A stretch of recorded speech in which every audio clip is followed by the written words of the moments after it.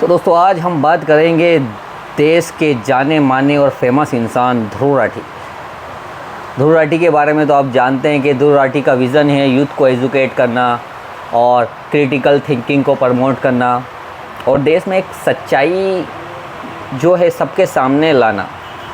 ये जो अभी कुछ दिन पहले ध्रुव राठी की वीडियो आई थी जो कि मैं अभी कवर करने वाला हूँ, कवर नहीं कर पाया था, आज मैं वही वीडियो हम पूरा कवर करने वाले हैं। तो पूरे वीडियो में हम देखेंगे ध्रुव राठी ने क्या क्या सच्चाई बयां की है इंडिया के लोगों के लिए, जो कि ध्रुव राठी एक बहुत ही ज़्यादा फेमस इंसान है आज के टाइम पर इंडिया के क्या ही मैं बोलूँ कि जब ध्रुव राठी की बात आती है तो जो उनके हेटर्स है भाई उनकी तो जल के राख हो जाती है। अब वो कौन हेटर्स है वो तो मैं नहीं बता सकता, आपको खुद ही पता है कौन हेटर्स है कौन नहीं है। तो अभी हम वीडियो को ज़्यादा नहीं लंबा करते, आते हैं ध्रुव राठी की वीडियो को कवर करने। तो साथ में मिलके देखते ध्रुव राठी ने क्या सच्चाई बयां की है आज। नमस्कार दोस्तों, पिछले साल अप्रैल के महीने में रामनवमी के समय कुछ लोग पकड़े गए गौ हत्या करते हुए आगरा के शहर में। इसकी वजह से आगरा में उस वक्त कम्युनल हिंसा भी छिड़ गई थी। ये इकलौता ऐसा इंसिडेंट नहीं है, अगस्त 2022 में भी ऐसा ही कुछ हुआ था। उत्तर प्रदेश के कनौज डिस्ट्रिक्ट में एक शिव मंदिर के सामने किसी आदमी ने मीट फेंक दी और उसकी वजह से हिंसा छिड़ गई। ऐसा ही कुछ मई 2020 में भी हुआ था, कोयम्बटूर मंदिर के सामने किसी ने मीट फेंक दी। फरवरी 2024 उत्तर प्रदेश के मुरादाबाद में कुछ लोग गौ हत्या काउस की स्लॉटरिंग करते हुए पकड़े गए। ये सारी खबरें सुनकर एक चीज आपके दिमाग में जरूर आएगी, आखिर ये कौन लोग हैं जो हिंदुओं की भावनाओं को ठेस पहुंचा रहे हैं और हिंदुओं को भड़काने की कोशिश कर रहे हैं। इसका जवाब वो नहीं जो शायद आप सोच रहे हो। पहली खबर का न्यूज आर्टिकल देखिए। यूपी पुलिस के अनुसार गौ हत्या के पीछे असली जिम्मेदार थे हिंदू महासभा के कुछ कार्यकर्ता जो हिंसा भड़काना चाह रहे थे। दूसरी खबर, शिव मंदिर के सामने मीट फिकवाई चंचल त्रिपाठी नाम के एक आदमी ने। इसने एक मुस्लिम कसाई को इसके लिए 10,000 रुपए दिए थे। इसके पीछे कारण था कि वहां के एसएचओ हरि श्याम सिंह के खिलाफ बदला लेना चाह रहा था। तीसरी खबर, कोयम्बटूर के मंदिर के सामने मीट फेंकने वाला आदमी था हरि राम प्रकाश, एक unemployed civil engineering graduate. Police के अनुसार ये मेंटली डिस्टर्ब था। चौथी खबर, गौ हत्या के पीछे मुरादाबाद में यूपी पुलिस ने अरेस्ट किया 4 लोगों को, जिनमें से एक था बजरंग दल का लीडर।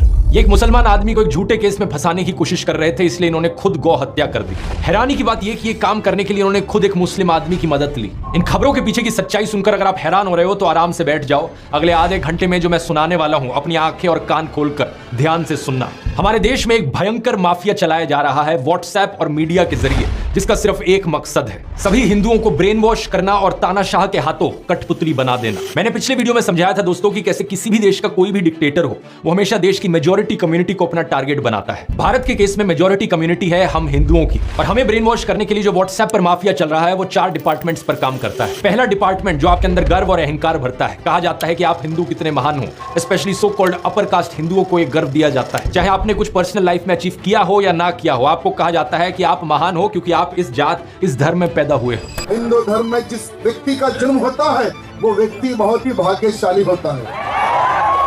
दूसरा डिपार्टमेंट कहता है कि आप पर सदियों से अत्याचार हुआ है, ये देखो आप कितने बड़े विक्टिम हो। तीसरा डिपार्टमेंट, आप खतरे में हो, देखो हमें उन लोगों से खतरा है, वो कभी भी आकर हमें खत्म कर सकते हैं। और चौथा डिपार्टमेंट जो नरेंद्र मोदी को मसीहा बनाता है, आपको कहा जाता है कि अगर आपको कोई बचा सकता है तो सिर्फ वही एक इंसान है जो आपको आकर बचाएंगे, इसलिए सिर्फ उन्हें ही वोट दो। दुनिया का सबसे बेस्ट प्राइम मिनिस्टर है। बाप जो पैदा किया उससे बड़ा मोदी है, उतना वो भगवान है। भगवान भारत के भगवान का वरदान बन के आए हैं। इस वीडियो में तीसरे और चौथे डिपार्टमेंट को गहराई से समझते हैं, ये जानने के लिए कि लोगों को क्या क्या दिखाया जाता है उन्हें ब्रेन वॉश करने के लिए।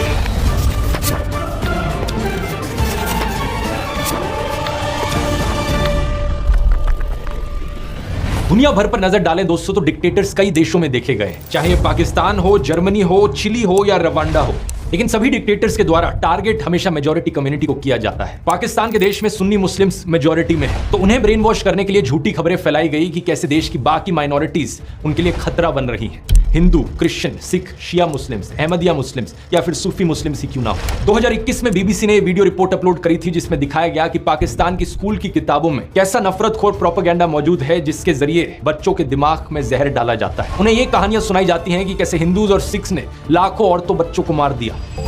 मेरे पास मुताला पाकिस्तान बुक है और ये 11वीं और 12वीं जमात के लिए है। पेज नंबर 33 पे ये लिखा हुआ है, इंसानियत दुश्मन हिंदुओं और सिखों ने हजारों बल्कि लाखों औरतों, बच्चों, बूढ़ों और जवानों की इंतहाई बेदर्दगी और संगदिली से कत्ल किया और बेआबरू किया।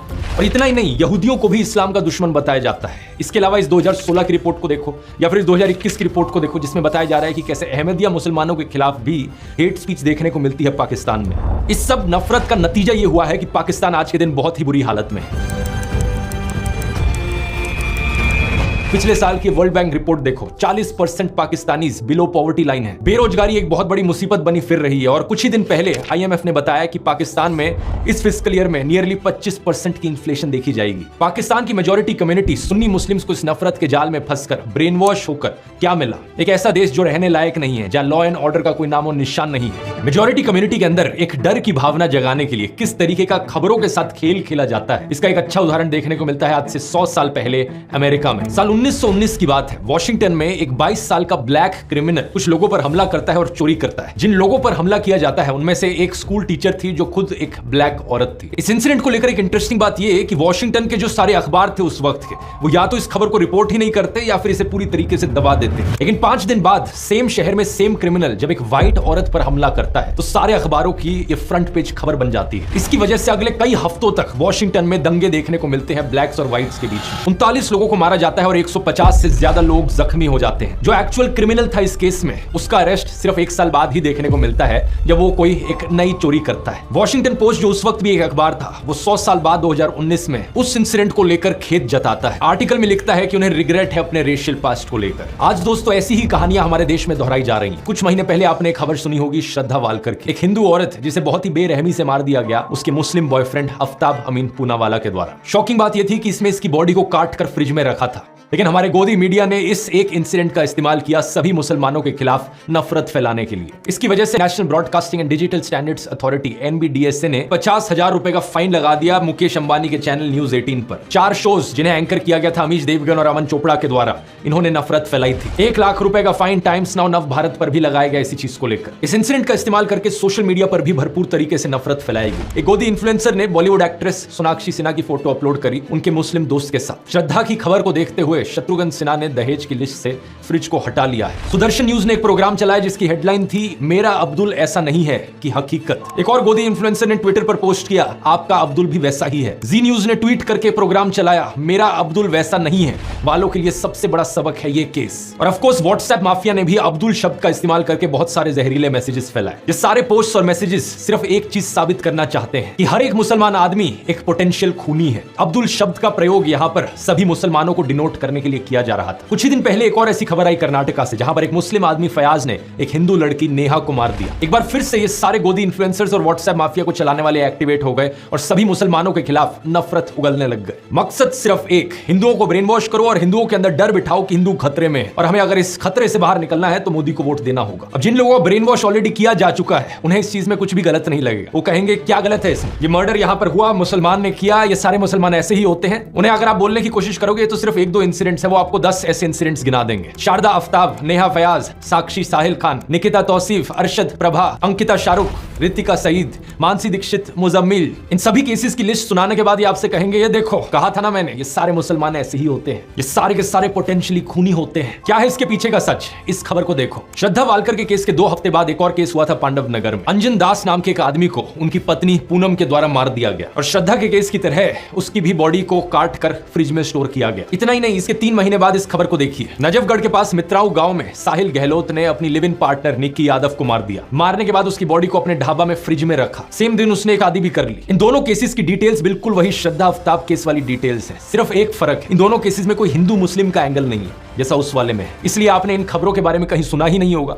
और ना ही मीडिया वालों ने इस खबर को चलाया होगा। इस रिपोर्ट को देखिए। बिहार के वैशाली डिस्ट्रिक्ट में अमन कुमार सिंह ने एक 17 साल की लड़की सोनम परवीन को मार डाला। हिंदू लड़का मुस्लिम लड़की, इसलिए गोदी मीडिया इसकी बात करेगा ही नहीं। न्यूज 18 हिंदी की वेबसाइट पर एक खबर जरूर छपी, लेकिन इन्होंने लड़के का नाम नहीं लिखा। बस ये लिखा कि हत्या के पीछे प्रेम प्रसंग की आशंका जताई जा रही है। यूपी के शामली डिस्ट्रिक्ट से इस खबर को देखिए। नाइमा उर्फ ईशा अपने घर से भाग गई और एक लव मैरिज करी अंशु के साथ। अंशु एक शार्प एज हथियार से ईशा पर हमला करता है और इसे मारने के बाद उसकी बॉडी कुएं में फेंक देता है। वहां के एसपी ने इंटरोगेशन के बाद बताया कि हस्बैंड अंशु ने अपना गुनाह कबूल किया। रसूलपुर गांव की इस न्यूज रिपोर्ट को देखिए। 20 साल की गुलनाज खातून को जिंदा जला दिया गया एक आदमी और उसके दोस्तों के द्वारा, क्योंकि उसने मैरिज प्रपोजल रिफ्यूज कर दिया था। यहाँ अक्यूज्ड कौन था? सतीश कुमार राय। पिछले साल जब साक्षी और साहिल खान की खबर मीडिया में फैलाई जा रही थी तो उससे कुछ दिन पहले एक और वैसा ही इंसिडेंट हुआ था। बिहार का एक लेबरर रामानुज साहू सूरत गया अपने परिवार से मिलने। उसका अपनी पत्नी रेखा के साथ झगड़ा हुआ और उसने रेखा पर 10 बार चाकू से वार किया। जब उसकी 19 साल की बेटी ने अपनी मां को बचाने की कोशिश करी तो उसने उसे भी मार डाला। नजफगढ़ की इस खबर को देखिए। विपुल सिंह नाम का आदमी खुले में धमकी देता है कि वो मुसलमान औरतों को मोलेस्ट करेगा और मारेगा। दिल्ली पुलिस और एनसीडब्ल्यू ने इस पर कॉग्निसेंस भी लिया। या फिर 5 महीने पहले की कर्नाटका की इस रिपोर्ट को देखिए।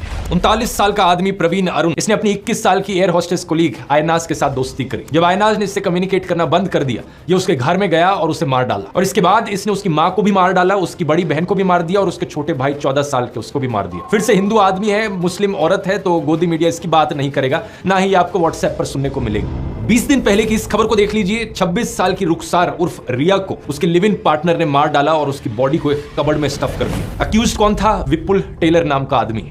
जब दैनिक जागरण में एक खबर छपी तो इन्होंने लड़की का नाम कहीं मेंशन नहीं किया अपने आर्टिकल में।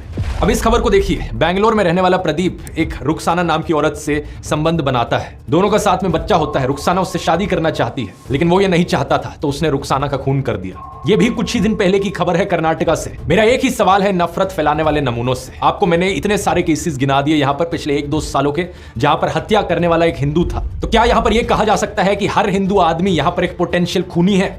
ऑब्वियसली नहीं कहा जा सकता। देश में 55 से 60 करोड़ हिंदू आदमी रहते हैं। इन 20-30 केसेस को लेकर जनरलाइज नहीं किया जा सकता कि सारे हिंदू लड़के ऐसे होते हैं। और ठीक इसी तरीके से मुसलमानों को भी जनरलाइज नहीं किया जा सकता। देश में रहने वाले करोड़ों मुस्लिम आदमी हैं, सारे के सारे पोटेंशियल किलर नहीं होते। ये एज्यूम करना एक बहुत ही बेवकूफी वाली चीज है और ये आपका नफरतखोर माइंडसेट दिखाती है। अगर आपको ऐसा लगता है तो बड़े अफसोस की बात है, मुझे कहना पड़ रहा है कि आपका ब्रेन वॉश हो चुका है। एनसीआरबी की रिपोर्ट क्राइम इन इंडिया 2022 के अनुसार देश में 4.5 लाख क्राइम्स हुए हैं औरतों के खिलाफ इस 2022 के साल में। इन 4.5 लाख क्राइम्स में से 28,522 एफआईआर दर्ज कराई गई मर्डर की, जिनमें से 8,125 फीमेल्स थी। अब एक साल में अगर 8,000 से ज्यादा मर्डर के केसेस हो रहे हैं जहां पर औरतों को मारा जा रहा है, तो ऑब्वियस सी बात है इनमें से कुछ मर्डर्स ऐसे होंगे जो एक मुसलमान आदमी ने किए होंगे, कुछ ऐसे होंगे जो एक हिंदू आदमी ने किए होंगे। हर तरह के परम्यूटेशन कॉम्बिनेशन यहां पर आपको मिल जाएंगे। हिंदू आदमी हिंदू औरत, मुस्लिम आदमी मुस्लिम औरत, हिंदू आदमी मुस्लिम औरत या मुस्लिम आदमी हिंदू औरत। और सिर्फ हिंदू मुस्लिम ही नहीं, सभी धर्मों के आपको कॉम्बिनेशन मिल जाएंगे, क्योंकि 8,000 यहां पर बहुत बड़ा नंबर होता है। प्रॉब्लम यह है कि जिन लोगों का ब्रेन वॉश हो चुका है उनकी आवाज सिर्फ तब निकलती है जब उन्हें दिखता है कि हत्या करने वाला एक मुस्लिम आदमी था और जिसकी हत्या हुई वो एक हिंदू औरत थी। लेकिन इन सब लोगों के मुंह पर चुप्पी लग जाती है जब दिखता है कि यहाँ एक हिंदू औरत को हिंदू आदमी के द्वारा मारा गया या फिर एक मुस्लिम औरत को हिंदू आदमी के द्वारा मारा गया। किसी भी नॉर्मल इंसान में अगर इंसानियत है तो वो इन सभी केसेस के खिलाफ आवाज उठाएगा जहां जहां औरतों का अत्याचार हो रहा है। कोई भी सेंसिबल आदमी यहां पर कहेगा सरकार को कि यहां सारे क्राइम्स को क्यों नहीं रोका जाता जो सारी औरतों के खिलाफ हो रहे हैं। असलियत में सॉल्यूशन ढूंढने की जरूरत है इस चीज को लेकर। ऐसा तो होगा नहीं कि पुलिस एक एरिया को सेफ बनाएगी सिर्फ हिंदू औरतों के लिए और मुस्लिम औरतों के लिए वो एरिया अनसेफ रहेगा।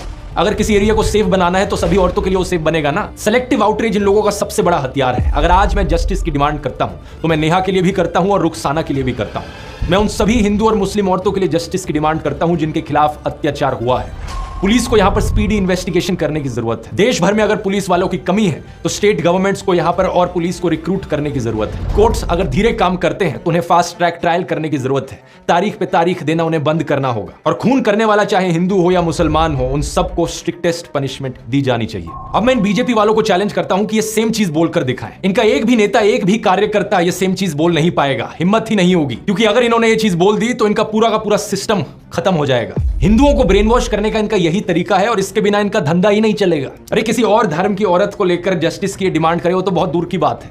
ये हिंदू औरतों के लिए भी जस्टिस की डिमांड नहीं करेंगे अगर इन्हें दिखा कि बीजेपी इन्वॉल्व है कहीं पर। अगर किसी हिंदू औरत को किसी हिंदू आदमी के द्वारा मारा गया किसी बीजेपी रूल्ड स्टेट में या किसी कल्प्रिट का कोई बीजेपी कनेक्शन निकल जाए तो इनके मुंह बिल्कुल बंद हो जाते हैं। दिसंबर 2019 में देख लो क्या हुआ था जब farmer BJP MLA Kuldeep Singh को कॉन्विक्ट किया गया किडनैपिंग और मोलेस्टिंग के केस में। इस केस में बहुत से विटनेसेस की मौत हो गई थी और इनके कार्यकर्ताओं ने क्या किया, इनके सपोर्ट में रैली निकाली थी। विधायक जी सरासर निर्दोष हैं, उनको फंसाया जा रहा है। कुछ महीने पहले एक आईआईटी बीएचयू का केस हुआ जहां पर 3 अक्यूज थे, कुणाल पांडे, सक्षम पटेल और अभिषेक चौहान। ये बीजेपी आईटी सेल की वाराणसी यूनिट का हिस्सा थे। इन्होंने अपनी फोटोज पोस्ट करी थी जेपी नड्डा के साथ, अनुराग ठाकुर के साथ, यूपी सीएम आदित्यनाथ के साथ। क्या लगता है आपको यहां पर किसी हिंदू औरत की इन्हें चिंता थी? बिल्कुल नहीं थी, क्योंकि इस केस में इनके खुद के लोगों पर आरोप लगा था बलात्कारी का। उत्तराखंड का ये केस देख लो, 19 साल की अंकिता भंडारी का। ये एक रिजॉर्ट में काम करती थी और इस रिजॉर्ट के owner farmer BJP politician Vinod Arya के बेटे पुलकित आर्या थे। इस पर इल्जाम लगा कि इसने अंकिता को मोलेस्ट किया और उसकी हत्या कर दी। लड़की के पापा को एक से दूसरे पुलिस स्टेशन तक भागना पड़ा एफआईआर रजिस्टर करवाने के लिए। कुछ एक्शन सिर्फ तब लिया गया जब लोकल न्यूज पोर्टल जागो उत्तराखंड में इस मर्डर को हाईलाइट किया था। लेकिन बाद में पता क्या हुआ, इस न्यूज पोर्टल के जर्नलिस्ट आशुतोष नेगी को ही पुलिस अरेस्ट कर लेती है, ये कहकर कि इसके इंटेंशंस पर हमें शक होता है। अंकिता भी हिंदू थी, लेकिन क्या व्हाट्सएप पर आपने इस मैसेज को पढ़ा? कभी नहीं पढ़ा होगा, क्योंकि इनका माफिया चल रहा है। श्रद्धा वालकर के केस में तो मुस्लिम ऑर्गेनाइजेशन जमात इस्लामी हिंद ने उसे कंडेम भी किया और किलर को लेकर हार्शेस्ट पनिशमेंट भी मांगी। नेहा फयाज के केस में अंजुमन इस्लाम कम्युनिटी के मेंबर्स ने कर्नाटका चीफ मिनिस्टर को लेटर भी लिखा, ये कहते हुए कि हम अक्यूज्ड फयाज के खिलाफ सीवियर पनिशमेंट की मांग करते हैं। लेकिन जो व्हाट्सएप फॉरवर्ड्स आपके फोन में हर दिन हर शाम को आ रहे हैं, वो व्हाट्सएप फॉरवर्ड्स आपको ये चीजें नहीं बताएंगे, क्योंकि उनका मकसद सिर्फ आपको ब्रेन वॉश करना है। वो सिर्फ आपके दिल के अंदर डर की भावना जगाना चाहते हैं कि आपको डर लगे मुसलमानों से, और फिर इस डर के मारे आकर आप मोदी को वोट दो। मुझे बड़ा बुरा लगता है कहते हुए कि हमारे देश के प्रधानमंत्री के पास भी अब और कुछ बचा नहीं है। अब उन्होंने भी अपने भाषणों में ऐसे झूठ फैलाने शुरू कर दिए हैं कि हिंदुओं के अंदर डर बैठे और डर के मारे वो उन्हें वोट करें। ये संपत्ति इकट्ठी करके किसको बांटेंगे? जिनके ज्यादा बच्चे हैं उनको बांटेंगे, घुसपैठियों को बांटेंगे। पहली बात, कांग्रेस के पूरे मैनिफेस्टो में हिंदू और मुस्लिम शब्द का कहीं कोई जिक्र नहीं किया गया है, और ना ही वेल्थ रीडिस्ट्रीब्यूशन शब्द आपको पूरे मैनिफेस्टो में कहीं मिलेगा। मेरी बात पर यकीन नहीं होता, आप इनका मैनिफेस्टो खुद जाकर देख सकते हो। कांग्रेस की वेबसाइट पर लिंक मैंने डिस्क्रिप्शन में भी डाल दिया है। कंट्रोल F करके वेल्थ रीडिस्ट्रीब्यूशन सर्च करने की कोशिश करना, कुछ नहीं मिलने वाला। उल्टा कांग्रेस के मैनिफेस्टो में बात करी गई है एजुकेशन की, हेल्थ केयर की, रोजगार की। इन्होंने कहा है कि ये 22 करोड़ लोगों को गरीबी से बाहर निकालेंगे, करोड़ों नौकरियां देंगे। राहुल गांधी ने अपनी स्पीच में भी ऐसा ही कहा था कि जितने रुपए नरेंद्र मोदी ने अडानी को दिए, उतने रुपए ये गरीबों को देंगे, मजदूरों को, किसानों को और युवाओं को देंगे। जितना पैसा उन्होंने अरबपतियों को दिया, उतना पैसा हम गरीबों को, पिछड़ों को, दलितों को, आदिवासियों को उठा के दे देंगे। दूसरी बात, प्रधानमंत्री ने बड़ी बेशर्मी से मुस्लिम्स पर वही स्टीरियोटाइप थोप दिया जो इनके व्हाट्सएप माफिया में फैलाया जाता है कि मुसलमान तो हमेशा ज्यादा बच्चे पैदा करते हैं। जब प्रधानमंत्री ये खुद 5 भाई बहन नहीं है क्या? यूपी चीफ मिनिस्टर आदित्यनाथ को देख लो, उनके खुद 3 भाई और 3 बहन है। ये जो परसेप्शन बनाया जाता है कि मुसलमान ज्यादा बच्चे पैदा करते हैं, ये बिल्कुल बकवास परसेप्शन है, क्योंकि सरकारी रिपोर्ट्स को आप देखोगे तो ज्यादा बच्चे पैदा करना इसका फीमेल लिटरेसी से रिलेशन है। लक्षद्वीप में 96% लोग मुस्लिम है, लेकिन वहां की फीमेल लिटरेसी हाई है, इसलिए वहां का फर्टिलिटी रेट बहुत कम है। ऑन एवरेज लक्षद्वीप में एक औरत सिर्फ 1.4 बच्चे पैदा करती है, लेकिन देश भर में ये एवरेज 2 पर है। अब बिहार जैसी स्टेट को देख लो जहां पर फीमेल लिटरेसी सबसे कम है, इसलिए बिहार बर्थ रेट में सबसे ऊपर है। कुछ जगहों पर ये जो लोकलाइज ट्रेंड देखने को मिलता है जहां मुस्लिम्स का फर्टिलिटी रेट थोड़ा सा ज्यादा है बाकी रिलीजन से, इसके पीछे कारण भी लिटरेसी रेट है, क्योंकि हिस्टोरिकली मुस्लिम्स का लिटरेसी रेट हमेशा थोड़ा सा पीछे था, लेकिन अब मुस्लिम्स का बर्थ रेट सबसे तेजी से कम हो रहा है। लेकिन प्रधानमंत्री मोदी को इन फैक्ट से क्या फर्क पड़ता है? उनका तो एक ही फंडा है, झूठ बोलो, झूठ बोलो, झूठ बोलो। हमें सभी हिंदुओं को जागरूक करने की जरूरत है दोस्तों। जब ये डर का माहौल बनाने के लिए इनके पास असली खबरें खत्म हो जाती हैं, तो ये झूठी खबरें फैलाना शुरू कर देते हैं। श्रद्धा वालकर के केस में रशीद खान नाम के एक आदमी का केस निकल कर आया था। एक ऑन ग्राउंड न्यूज रिपोर्टर ने रशीद खान नाम के एक आदमी से बात करी जो श्रद्धा वालकर के मर्डर को जस्टिफाई कर रहा था। उसके खिलाफ एक FIR दर्ज करी गई और जब पुलिस ने उसे अरेस्ट किया तो पता है क्या पता चला? उस लड़के का नाम एक्चुअली में विकास कुमार था। रशीद खान बनने का नाटक कर रहा था वो। एक और ऐसा ही केस सामने आया जब एक फेसबुक पोस्ट वायरल होने लगी राजिया बानो नाम के यूजर नेम के साथ। इस पोस्ट में जस्टिफाई किया जा रहा था कि हिंदू औरतों के खिलाफ कुछ हो तो वो ठीक है, रिवेंज है। कुछ हिंदू अकाउंट्स ने बड़ी आउटरीच करी इसको लेकर कि ये मुसलमान हम लोगों से इतना नफरत क्यों करते हैं, और जब इस चीज का फैक्ट चेक किया गया तो पता लगा कि यूजर नेम गलत था। राजिया की जगह राजिया लिख रखा था, और प्रोफाइल पिक के बारे में सर्च किया तो पता चला कि ये राजिया के यूजर नेम के पीछे एक पवन शर्मा नाम का आदमी था। इस बंदे की एक और पोस्ट मिली तो किसी ने कमेंट कर रखा था, शर्मा जी नाम क्यों बदल लिया?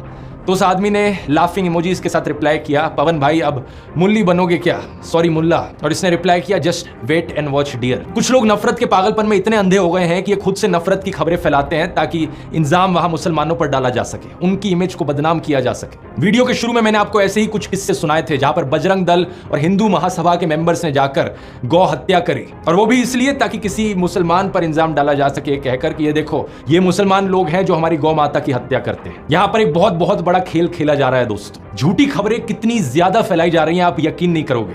एक यूजर अभिषेक कुमार अपने आप को मोदी का परिवार कहते हैं, ये वीडियो शेयर करते हैं जहां पर कुछ लड़कियां एक आदमी के पीछे भागकर उसे डंडों से मार रही हैं। लिखा जाता है वीडियो कहां से है ये पता नहीं, लेकिन ये देखकर बहुत अच्छा लगा कि हिंदू बेटियों ने लव जिहादियों को सबक सिखाना शुरू कर दिया है। अगर सर्च करके देखोगे वीडियो कहां से है, उत्तर प्रदेश का ये इंसिडेंट है 2018 का, और जिस आदमी को मारा जा रहा है उसका नाम है कपिल चौहान, क्योंकि वो लड़कियों को छेड़ा करता था। बात यहां पर ये नहीं है कि मुस्लिम ईव टीजर्स नहीं हो सकते, बिल्कुल हो सकते हैं। ऐसे भी मुस्लिम होंगे जो अपनी आइडेंटिटी हिंदू नामों के पीछे छुपा कर रखते हैं और हिंदू लड़कियों को ट्रैप करने की कोशिश करते हैं, जैसे कि जुलाई 2022 का केस यूपी के आजमगढ़ में। ऐसे भी मुस्लिम्स हैं जिन्होंने इन्होंने हिंदू मंदिरों के सामने कुछ गलत किया है, जैसे कि ये वेस्ट बंगाल टेंपल का केस जहां पर एक मुस्लिम आदमी ने उसके सामने पेशाब कर दिया था। लेकिन बात मैं यहां पर यह कहना चाह रहा हूं कि लॉ एंड ऑर्डर हमेशा काम करना चाहिए, हर इंसान को पनिशमेंट मिलनी चाहिए, लेकिन आपको जो दिखाया जा रहा है वो सिर्फ एक साइड की खबरें दिखाई जा रही हैं। और ये जो नफरत फैलाई जा रही है ये सिर्फ मुसलमानों के खिलाफ नहीं है, बल्कि बीजेपी के खिलाफ जो भी आवाज उठाता है उसके खिलाफ सिमिलर तरीके से कैंपेन चलाई जाती है। एग्जाम्पल लेकर देख लो कांग्रेस का।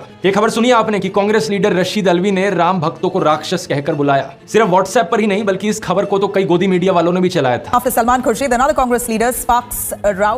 Congress neta Alvi compares those chanting Ram Bhakts to demon. Rashid Alvi साहब ने बोला कि ये जो जय श्री राम बोलते हैं ये सब राक्षस है। लेकिन ये सरासर झूठी खबर थी। सच बात यह है कि रशीद अलवी एक्चुअली में बात कर रहे थे रामायण की। जब मेघनाथ से लड़ते हुए लक्ष्मण अनकॉन्शियस हो जाते हैं और हनुमान उनके लिए जड़ी बूटी लेकर आते हैं, रावण कुछ राक्षसों को भेजता है जो अपने आप को एक साधु की तरह डिस्गाइज कर लेते हैं। कुछ ऐसे राक्षस जो खुद जय श्री राम का नारा लगाते हैं। यही चीज उनके द्वारा कही जा रही थी कि ये कुछ लोग जो राम का नाम ले रहे हैं ये असल में राक्षस हैं साधुओं के फेज में। वो अप्सरा बन जाती है और वो हनुमान जी से कहती है, हनुमान क्यों वक्त खराब कर रहे हो? तुम्हें तो सूरज निकलने से पहले जाना है संजीवनी बूटी लेकर। और ये जो सामने बैठा है जय श्री राम कह रहा है, मुनि नहीं, ये निश्चर घोरा, ये मुनि नहीं है, ये तो घोर राक्षस है। मैं आपसे बस इतनी बात कह के अब आपसे विदा लूंगा कि आज भी बहुत लोग जय श्री राम का नारा लगाते हैं, वो सब मुनि नहीं, वो निश्चर घोरा।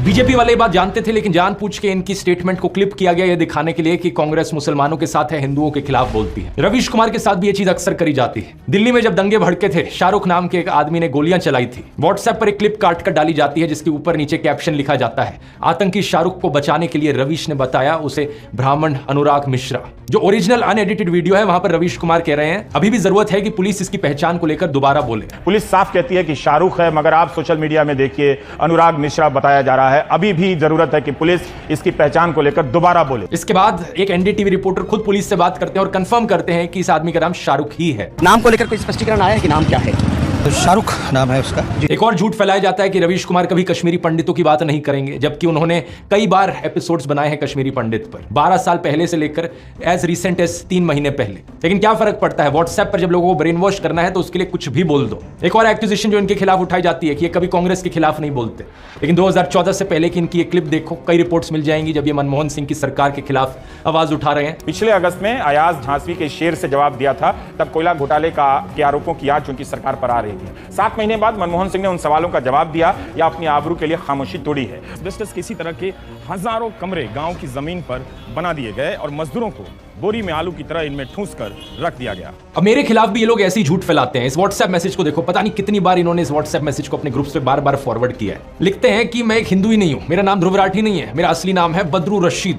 और इतना ही नहीं, इन्होंने मेरी वाइफ यूली को भी पाकिस्तानी बना दिया। और नीचे देखो क्या क्या बकवास लिख रखी है कि यहाँ पे पाकिस्तानी आर्मी का कनेक्शन है, ISI है, अमेरिका है, दाऊद इब्राहिम का कनेक्शन है। क्या बकवास लिखते हैं, मुझे सुनकर हंसी आती है, आपको भी हंसी आ रही होगी, लेकिन इसके पीछे का एजेंडा देखो क्या है। जो भी बीजेपी के खिलाफ बोलने की कोशिश करता है उसे किसी ना किसी तरीके से मुसलमान बना दो, पाकिस्तानी बना दो, क्योंकि जो ओवरऑल गेम यहां पर खेला जा रहा है वो यही है कि हिंदुओं के अंदर डर बैठाना है। और जो भी इनके खिलाफ बोले, अगर कोई वो हिंदू बोल दे ना इनके खिलाफ, तो वो हिंदू हो ही नहीं सकता।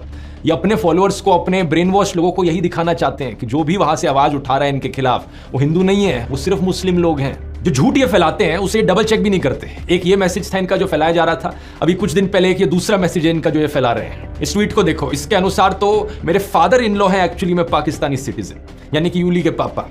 फिर लिखते हैं कि यूली इकलौती बेटी है उनकी। ये चीज भी झूठ है। अगर इन्होंने मेरे व्लॉग्स देखे होते तो इन्हें पता होता कि वो इकलौती नहीं है। मतलब कुछ बिलीवेबल तो हो जो कह रहे हो, लेकिन अनफॉर्चुनेट चीज ये है कि जो लोग ब्रेन वॉश हो चुके हैं इनके माफिया के अंडर आकर, उन्हें इससे फर्क ही नहीं पड़ता। ये एक लॉजिकल सेंसिबल दिखने वाली झूठी कहानियां क्यों बनाने में टाइम वेस्ट करें, जब इनके जो लोग व्हाट्सएप मैसेजेस पढ़ रहे हैं वो इन बेसर पैर की झूठी कहानियों से ही कन्विंस्ड हो जा रहे हैं। व्हाट्सएप माफिया का तीसरा डिपार्टमेंट कुछ इस तरीके से लोगों के अंदर डर बिठाता है कि उनकी सोचने समझने की शक्ति बिल्कुल स्विच ऑफ हो जाती है। इसलिए बहुत जरूरी है लोगों को जागरूक करना इस चीज के बारे में, स्पेशली हिंदू लोगों को जागरूक करना, क्योंकि अगर किसी को सबसे ज्यादा बेवकूफ बनाया जा रहा है यहाँ पर, तो वो हम हिंदुओं को बनाया जा रहा है। इस माफिया के 2 और डिपार्टमेंट्स बचते हैं। आने वाले वीडियोस में उनको भी गहराई से समझेंगे, लेकिन तब तक काम रुकना नहीं चाहिए। हमारा ये संघर्ष देश के संविधान को बचाने के लिए है, देश के लोकतंत्र को बचाने के लिए। और अगर आप उन लोगों में से हो जिन्हें अभी भी लगता है कि नहीं देश में सब ठीक चल रहा है, देश में कोई तानाशाही नहीं है, तो जरा कुछ दिन पहले की इस खबर को देख लो जरा। सूरत की लोकसभा सीट पर क्या हुआ, कांग्रेस के कैंडिडेट को डिस्क्वालीफाई डिस्क्वालीफाई कर दिया गया और वहां बाकी 8 कैंडिडेट्स ने किसी ना किसी बहाने से विड्रॉ कर लिया, यानी कि इलेक्शन होने से पहले ही बीजेपी ने यह सीट जीत ली। इमेजिन कर सकते हो दोस्तों, लाखों लोग जो सूरत में रहते हैं उनका लोकतांत्रिक अधिकार उनसे इस तरीके से छीन लिया गया। इतना ही नहीं, अरुणाचल प्रदेश में भी ऐसा ही कुछ हुआ। बीजेपी ने 10 सीटें ऑलरेडी जीत ली वहां पर इलेक्शन होने से पहले ही। और इस खबर को देखो, जहां पर दिल्ली में वो चुनाव हारने वाले थे उन्होंने इलेक्शन ही नहीं होने दी एमसीडी की। इससे पहले चंडीगढ़ की इलेक्शन में सीधा फ्रॉड करने की कोशिश करी गई थी बीजेपी को जिताने के लिए। मतलब समझ रहे हो आप इस सबका दोस्तों, जो पहले चंडीगढ़ में हुआ, जो आज सूरत में हुआ, वो कल पूरे हिंदुस्तान में होगा अगर इन्हें इसी तरीके से जीतने दिया गया तो। 1 नेशन 1 इलेक्शन तो सिर्फ दिखावे का फंडा लगता है। अगर देश इसी तरीके से आगे बढ़ता रहा तो यहां पर जल्द ही 1 नेशन 0 इलेक्शन होगी। चुनाव होने से पहले ही बीजेपी के कैंडिडेट्स जीतते जाएंगे। क्या आप ऐसा देश देखना चाहते हो जहां पर इलेक्शन के कोई मायने ही ना रह जाए? इस चुनाव में दोस्तों हमें अपनी पूरी जी जान लगानी होगी देश के लोकतंत्र को बचाने के लिए। मैंने तो अपना पूरा करियर यहां दांव पर लगा दिया है, क्योंकि मैं चुप नहीं बैठ सकता। मैं देश को ऐसी हालत में गिरते नहीं देख सकता। इसलिए मैं बार बार कह रहा हूं, अपनी आवाज उठाओ, क्योंकि शायद दोबारा कभी मौका ना मिले। 3 स्टेप्स मैं आपको दोबारा से बताना चाहूंगा। स्टेप 1, मेरे व्हाट्सएप चैनल को जाकर ज्वाइन करो। इसका लिंक इस QR कोड में मिल जाएगा, या लिंक डिस्क्रिप्शन में भी है। अगर ये लिंक आपके लिए खुल नहीं रहा तो व्हाट्सएप ऐप को अपडेट करो अपने फोन पर। चैनल ज्वाइन करने के बाद बेल आइकन दबाओ नोटिफिकेशन का। हमारा मिशन है 100 करोड़। हम व्हाट्सएप पर एक ऐसी आंधी लेकर आएंगे सच की, इनका ये पूरा व्हाट्सएप माफिया दब जाएगा। स्टेप 2, वोट करना मत भूलना। वोट करना बहुत बहुत जरूरी है। अपने परिवार में, अपने दोस्तों तक ये चीजें पहुंचाओ। और स्टेप 3, जितना आप अपने आसपास के लोगों को जागरूक कर सकते हो करो। वीडियोस बना के करो, या घरों से बाहर निकलो, गांव में जाओ, मोहल्लों में जाओ, सड़कों पर घूमो, लोगों तक ये संदेश पहुंचाओ कि देश कितना खतरे में है। मुझे नहीं पता अंत में हमारी ये कोशिश सफल होगी या नहीं, लेकिन एक बात जरूर पता है मुझे, मैं अपने आप पर हमेशा गर्व करूंगा कि मैं चुप नहीं बैठा रहा। मैंने अपनी तरफ से पूरी कोशिश करी, आखिरी दम तक कोशिश करी। जय हिंद।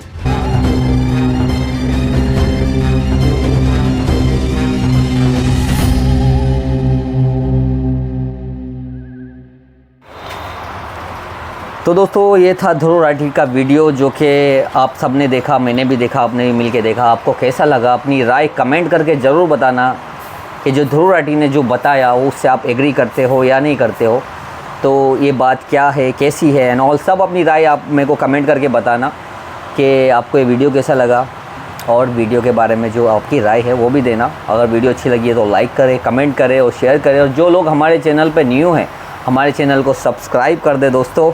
अच्छी वीडियो आपके साथ में लाता रहूँगा डेली। तो मिलते हैं नेक्स्ट वीडियो में।